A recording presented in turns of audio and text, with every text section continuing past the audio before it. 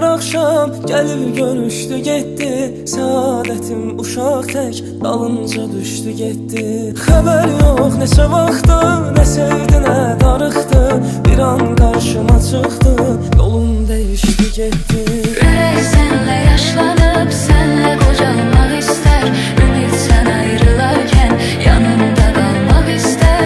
Verəndə son qərarın, ömrümün ilk baharın. Əlindən ixtiyarın, gedərkən almaq istər.